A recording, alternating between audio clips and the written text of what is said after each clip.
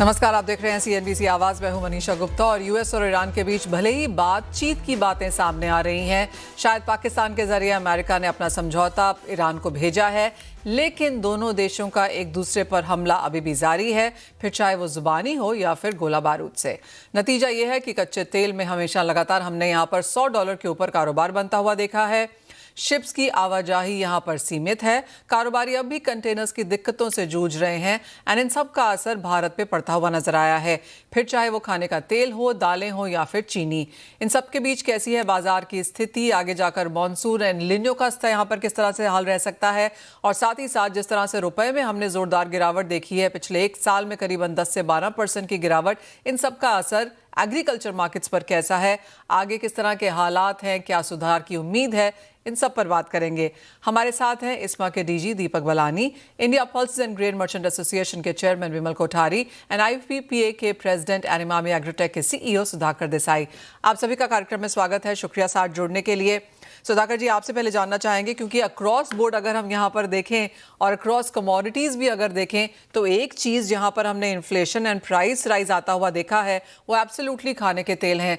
Edible oil price में जिस तरह की प्राइस मूवमेंट पिछले एक साल में बनी है, पिछले 6 महीने में बनी है, बायोफ्यूल के मैंडेट्स जिस तरह से हैं, कैसे देखते हैं आप यहाँ पर अफोर्डेबिलिटी? सबसे पहले That's a lot of questions in one, Manisha ji. Yes, the war-related issues have really caused slight inflationary pressures, definitely driven by the Brent crude, which has gone up all the way from, as you know, $70 to touch $115. But right now it is stabilized somewhat, along with the developments in the Middle East to about 101 types. So we have seen that globally, not only earlier we used to speak that biofuel mandates globally will influence edible oil prices because they are about 25-30% of it. But there are new dynamics of it. We have realized that edible oil industry, we use nearly 15, 16 products, starting with laminates and TBHQ, the chemicals, the coal, the energy prices. So in all these things, we have found that they've gone up from 35 to nearly about 75, 80%. But in the midst of it, the theme right now for oil industry is less about supply demand factors and in various oils, but more about the supply chain disruptions potentially because of this, and the demand being on the low key because of this. And the third point is basically in the Horeca and B2B segment, the demand due to all these high prices is slightly on the backseat. Now, the risk premium that have been associated with this will make this market very volatile. And once you, like you said, once we start seeing unlocking and some peace coming back up, you can see equally strong volatility according to these factors. So this is how the markets have been. But by and large, India is well covered, supported by the domestic mustard crop, the domestic soya carryouts within India, and there is absolutely no disruption for supplies of palm oil, soybean oil shipments. Sun oil shipments are also quite normalized at this point in time because they don't use the troubled Hormuz canal. So as far as India is concerned, the supply disruption is not a major factor. Prices have slightly gone up. We see demand destruction at the Horeca and B2B because there are definitely some gas availability issues prompting various sectors to innovate and see how edible oil consumption can be reduced temporarily. Sudhakar ji, just to put this in perspective, अगर हम भाव ऊपर जाता हुआ देख रहे हैं, जो आप कह रहे हैं सप्लाई चेन डिस्ट्रप्शन की वजह से है, लेकिन डिमांड यहाँ पर डिक्लाइन भी है, क्या ये इस साल में है? काफ़ी सारे फैक्टर्स हैं ऑफ कोर्स, जैसे आपने कहा होरेका सेगमेंट ने बोला एलपीजी के प्रॉब्लम्स हैं, 10% का इम्पैक्ट यहाँ पर हमने क्रॉस सेक्टर में आता हुआ देखा है, ये इंडस्ट्री खुद से यहाँ पर बताती है। डिमांड की बात अगर की जाए तो पिछले 2-3 साल में किस तरह के यहाँ पर ट्रेंड्स रहे हैं, और क्या हम इसी तरफ जा ही रहे थे जहाँ पर डिमांड प्लेटो हो रही है इंडियन मार्केट्स में?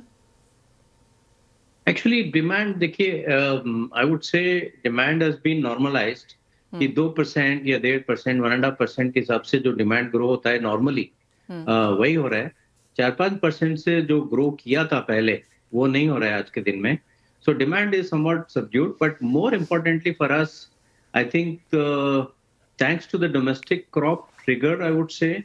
The better rapeseed crops over the last 2-3 years, better domestic crops.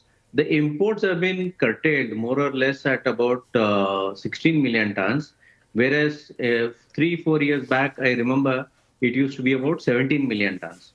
So I think we have done a good job of controlling imports and also seen not really enough to make ourselves insulated from vulnerability, not really good enough. But domestic crops, especially rapeseed and soybean crops, have grown in India, adding to the supply situation. But demand, I would say that is normal at about 2% growth. जो commodity हम अपनी ज़रूरत का 60 से 65% import करते हैं सुधाकर जी, और जिस तरह से रुपए में हमने इतनी बड़ी डिप्रिसिएशन आते हुए देखी है, इंटरनेशनल मार्केट्स में एडिबल ऑयल के प्राइसेस बढ़े हैं। आप कहेंगे जहां तक एडिबल ऑयल की बात है, काफ़ी हद तक कि सारा का सारा इम्पोर्टेड इन्फ्लेशन है? Yes, everything. Like I said, we use 16 products in edible oil making and TBHQ refining process. तो उस सबका थोड़ा बहुत inflationary pressure हुआ है. But if I really see, edible oil prices are somewhat stable. It's not gone up in the last few days. Actually, they are trying to get demand. If we see oil-wise, I think palm oil is comfortable, driven by B50. Biofuel margins are very good because the Brent crude oil prices have gone up. So it is keeping some kind of a hike in the palm oil prices. Otherwise, the palm production is comfortable. Stocks are comfortable. Soybean oil, on the other hand, is waiting for demand. India being the largest buyer from Argentina, shipments are regular. But what is affecting the prices right now is not exactly directly the supply chain issues, but the good biodiesel margins within US. That's why you will find that Chicago Board of Trade, which is representative of soybean complex, has been very volatile, and it has actually at peak gone up to 77 cents. So soybean oil requires demand, especially from India. Otherwise, you will find that the palm and soya gap, which is about $100, makes palm attractive right now. But as we go in the next 2-3 months, my belief is that soya also needs Indian demand. So both the oils will compete to find market share in Indian market. Sun oil is a different ball game. It goes directly into the household majorly in South India. So that is very less price elastic. But otherwise, the switch between palm and soya, when we talk about, today palm oil continues to be the cheapest. And rapeseed is a good story, bright spot in the Indian market because the farmer is getting better price than MSP. Crushing has been much more than normal because of this disruption. And rapeseed oil, mustard seed oil prices are very, very competitive compared to imported soya. So they are fulfilling the consumption. So if the domestic oils like rice bran, mustard, groundnut, soya are finding demand, it is good news because indirectly that will add a supportive to the domestic growth eventually. वो एक बेहतर point है of course यहाँ पर कि काफ़ी सारे जो इंडिजिनस कमोडिटीज़ हैं, एडिबल ऑयल्स हैं, वहाँ से हमने यहाँ पर सपोर्ट आता हुआ देखा है। ये तो बात हुई यहाँ पर खाने के तेलों की, लेकिन दालों पर एक नज़र डालेंगे। एंड विमल जी, अगर हम यहाँ पर भी पहले फ्रेट कंसर्न्स, ऑफ कोर्स काफ़ी सारी जो एग्रीकल्चर कमोडिटीज़ जो इंडिया इंपोर्ट करता है वो स्ट्रेट ऑफ हॉर्मुज से नहीं आती हैं, लेकिन लॉजिस्टिक कंसर्न्स, फ्रेट चार्जेस यहाँ पर ऊपर गए हैं क्योंकि कच्चा तेल ऊपर गया है, साथ ही साथ रुपए में गिरावट है। इन सब चीज़ों का दालों के प्राइसेस और अवेलेबिलिटी पे आप क्या असर देखते हैं? धन्यवाद मनीषा जी, आपने जो शो पे आमंत्रित किया। देखिए, हमारे इस जो सिचुएशन है दालों में तेलों की तरह नहीं है। डेफिनेटली हमारा कॉस्ट बढ़ा है। आपने सही फरमाया कि जो फ्रेट पे जो है हमारा जो ओशन फ्रेट है उसमें वृद्धि हुई है, क्योंकि एक तो ऑयल के प्राइस बढ़े हैं, दूसरा वॉर प्रीमियम, जो वॉर इंश्योरेंस प्रीमियम वो भी बढ़ गया है। तो वो है, प्लस जो रुपी है वो उसमें काफी गिरावट आई है। जब वॉर के पहले रुपी 1991 था, जो भी घटकर 95 तक पहुंच गया है, तो उसकी भी हमारे पर काफी मार पड़ी है। लेकिन आपको बता दो, एक दिलचस्प बात यह है कि ये सब होने के बावजूद ये जो मार है ये ट्रेड को पड़ी है, लेकिन भाव में बिल्कुल भी वृद्धि नहीं हुई है। अप्रैल से मैं देख रहा हूं कि जो डिमांड है वो बहुत ही ज्यादा कम हो गई है और वो मैं समझता हूँ कि ये जो असर है ये वार का असर है, क्योंकि वार की वजह से जो अभी अभी जो चर्चा हो रही थी कि एलपीजी नहीं मिल रहा है या एलपीजी की कमी है, तो जो होरेका सेक्टर है उनके यहाँ वहां से जो हमारी जो डिमांड आती है दालों की, वो डिमांड बहुत कम हो गई है।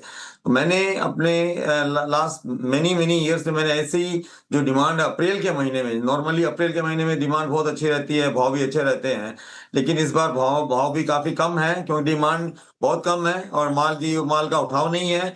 इसलिए इसलिए इसलिए इसलिए भाव में बहुत कमी आई है।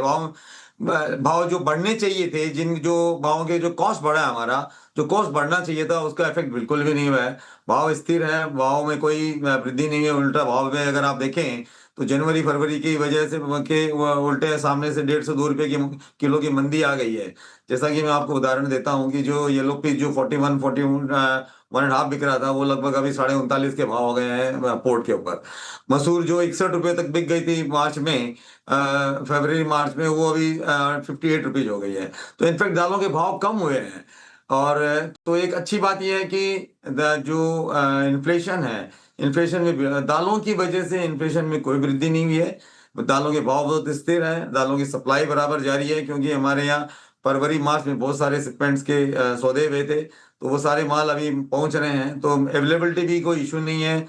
ओरिजिन्स में भी कोई प्रोडक्शन की कमी नहीं है हमारे यहाँ। हमारा जो जितना भी, जैसा आपने फरमाया कि हमारा जो इंपोर्ट होता है वो हमें हॉर्मोज सेक्टर से कोई इशू, हमें हॉर्मोज से कोई स्टेट हॉर्मोज से कोई मतलब नहीं है, क्योंकि हमारा जो ज़्यादातर इंपोर्ट होता है कनाडा, ऑस्ट्रेलिया और म्यांमार और ईस्ट अफ्रीका से होता है, तो इसलिए हमारा उसमें सप्लाई में कहीं भी उसमें डिसरप्शन नहीं है। ये कॉस्ट जरूर बढ़ गया है। तो मैं समझता हूँ कि एक बार अगर ये वॉर, जिस तरह वॉर के ये खत्म होने की बातें हो रही है, अगर ये वॉर संपूर्ण रूप से खत्म हो जाए तो मैं समझता हूँ एक बार नॉर्मल सिचुएशन आएगी, तो दालों में डिमांड आएगी। लेकिन मुझे दालों में कोई बहुत ज्यादा भाव में अभी सामने महीनों में कोई वृद्धि नहीं दिखती है। तो एक पॉजिटिव चीज़ यहाँ पर यह है कि खाने के तेलों में कोई बहुत बड़ी तेज़ी नहीं है। ऑफ कोर्स ओरिजिन कंट्रीज़ में यहाँ पर अच्छी खासी दालों का जो है प्रोडक्शन हमने वहाँ पर बनता हुआ देखा है, और भारतीय बाजारों में दालें एमएसपी के आसपास ही पूरा पिछला 1 साल कारोबार करती रही हैं। एक सेंस यहाँ पर चीनी की ले लेते हैं, एंड दीपक बलानी जी हमारे साथ जुड़े हैं। दीपक जी, चीनी में काफ़ी सारी चीज़ें हैं। एफआरपी इंक्रीज हम आता हुआ देख चुके हैं, जो हर साल आता है। शुगर प्राइस इंक्रीज सालों से नहीं दिखा। एथेनॉल प्राइस रिवीजन अगेन कई सालों से यहाँ पर नहीं हुआ है। एथेनॉल ब्लेंडिंग को लेकर ऑफ कोर्स इंडस्ट्री यहाँ पर पुश कर रही है। एक्सपोर्ट्स को लेकर फिर यहाँ पर थोड़े से कंसर्न्स हैं कि जितना अलाउड हुआ है वो शायद नहीं होगा। इन सब के बीच में शुगर इंडस्ट्री अपने आप को कहाँ पाती है और किस तरह की प्रायोरिटीज आप देखते हैं, गिवन द फैक्ट कि इंटरनेशनल मार्केट्स में भी थोड़ी सी हमने गिरावट ही यहाँ पर शुगर के प्राइसेस में आते हुए देखी है?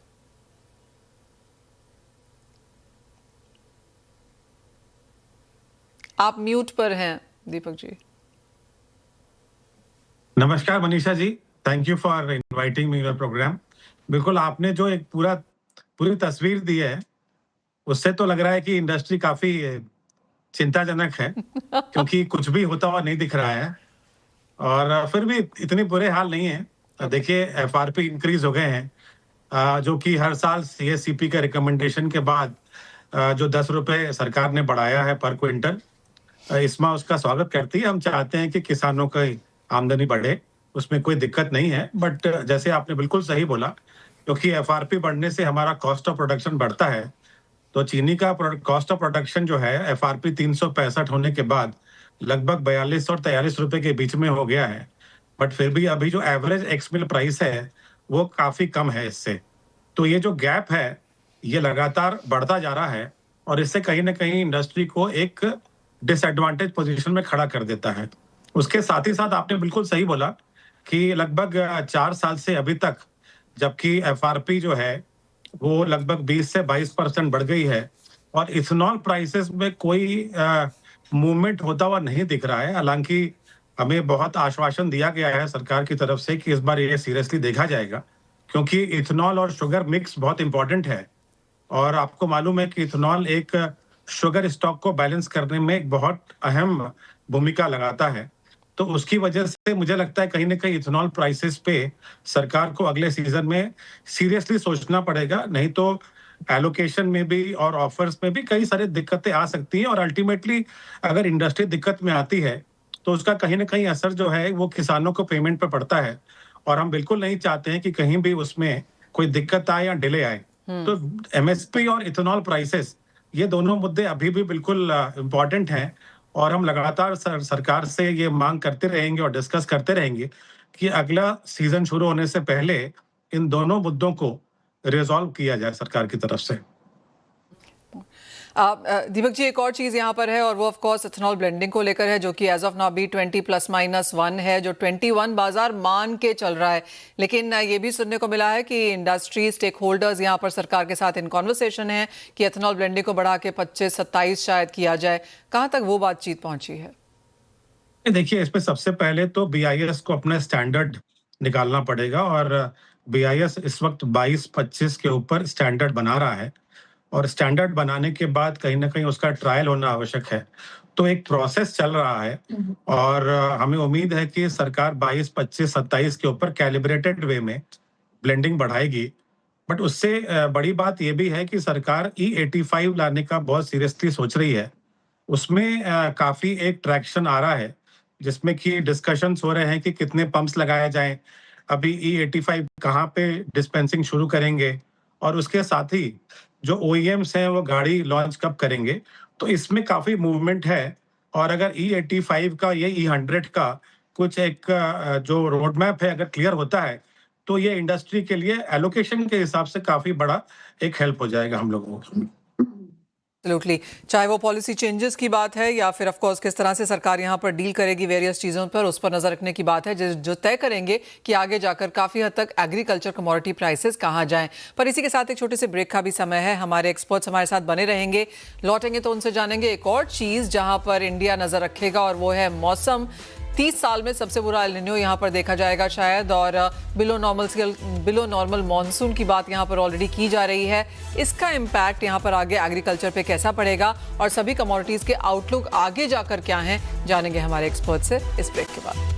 बात है जहां पर काफ़ी सारे बाजार फिलहाल उससे जूझ रहे हैं, और मॉनसून काफ़ी इंपॉर्टेंट है एग्रीकल्चर के लिहाज से, और सभी एजेंसीज ने, इंडियन और इंटरनेशनल ने बोला है कि इस बार एल निनो है, सुपर एल निनो है, मॉन्स्ट्रस एल निनो है, 30 साल में सबसे स्ट्रॉन्ग एल निनो है, और second half of monsoon season की बारिश यहाँ पर कमज़ोर रह सकती है, क्योंकि जून जुलाई के आसपास एल निनो यहाँ पर डेवलप या सेटल होना शुरू हो जाएगा। रेन मेक्स केन, मिस्टर बलानी। बोलिए। मैं जहां तक देखिए एल निनो का सवाल है, तो हमने काफी स्टडी किया हुआ है, पिछले 10 साल का डेटा हमने लिया है, और इस बार जो मौसम के जो एक्सपर्ट्स हैं वो ये बोल रहे हैं कि एल निनो लगभग जून या जुलाई के बाद आएगा। अभी भी इंटेंसिटी काफी क्लियर नहीं है, लेकिन ऐसा 2015 में हुआ था जब बहुत स्ट्रॉन्ग एल निनो आया था, और क्योंकि हमारा ग्रैंड ग्रोथ पीरियड मई जून जुलाई होता है, और अगर मान लीजिए एल निनो किक इन करता है जुलाई अगस्त में, तो हमें ये लग रहा है कि इस साल के फसल पे बहुत ज्यादा फर्क नहीं पड़ेगा, हालांकि कुछ यील्ड पे फर्क पड़ सकता है। बट अगर कोई बहुत स्ट्रॉन्ग एल निनो आया, जिसको हम एक ओशियानिक इंडेक्स बोलते हैं, अगर वो बहुत हाई रहा, तो इसका असर शायद अगले साल के फसल पे आएगा, क्योंकि जो प्लांटिंग होगी अगले साल, वो कितना रिजर्वायर में पानी है उसके ऊपर डिपेंड करता है, स्पेशली महाराष्ट्र और कर्नाटक जो ज्यादा रेन फेड एरियाज हैं। तो इस साल अगर जून जुलाई के बाद आता है तो एक हल्का फुल्का फर्क पड़ सकता है, बट अगर स्ट्रॉन्ग एल निनो आया तो नेक्स्ट ईयर के क्रॉप में शायद ज्यादा फर्क पड़ सकता है। सुधाकर जी, काफी सारी रिपोर्ट्स ऑफ कोर्स इसके ऊपर निकल के आई हैं। कुछ लोग मानते हैं कि वाटर टेबल्स डिप्लीट हो रही हैं, गर्मी बहुत ज़्यादा है, एंड खरीफ सोइंग में सॉइल मॉइस्चर शायद उतना नहीं है, और खरीफ के बाद शायद रबी में और भी नुकसान देखने को मिलेगा। आप कैसे रीड कर रहे हैं इसे? I think El Nino is a very important factor. Like you said, 92% का long period average का prediction है IMD का, SkyMet का भी करीब 94 है। लेकिन एडिबल ऑयल इंडस्ट्री सेक्टर के हिसाब से अगर हम देखेंगे, इसी 5-6 states are very important in India: Maharashtra, Madhya Pradesh, Rajasthan, Gujarat, Andhra, all the UP, all the oilseed growing areas. So we have to see not only the monsoon impact, but also the periodic progression till the harvest time. So that is one factor. Second thing is, since like you already said, the import dependency हमारा है, तो ये क्या लानिनो impact in the past I have seen it will affect more the South Asian, that means palm production like Indonesia, especially Malaysia. It won't affect South American soybean complex or sunflower, for example. So within Asia, this impact is seen. We have to, of course, watch very carefully because monsoon is very important for Indian economy and its demand. अगर India में demand कम हो जाता है because of high prices और monsoon और India starts encouraging more imports, needs more imports, I think it will be a very crucial price factor for the global markets also, because India is such a large importer of all these things in India that everybody is watching monsoon.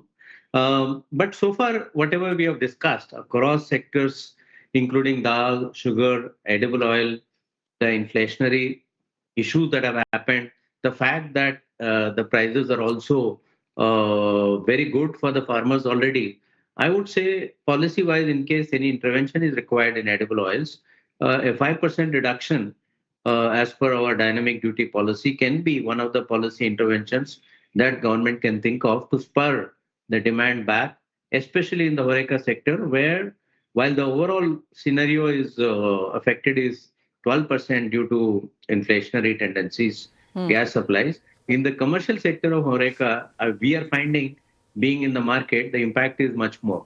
So little tweaking once in a while, because it is in line with our philosophy that higher global prices, you have to tweak the, instead of knee-jerk reaction, you can proactively tweak the duties a little bit.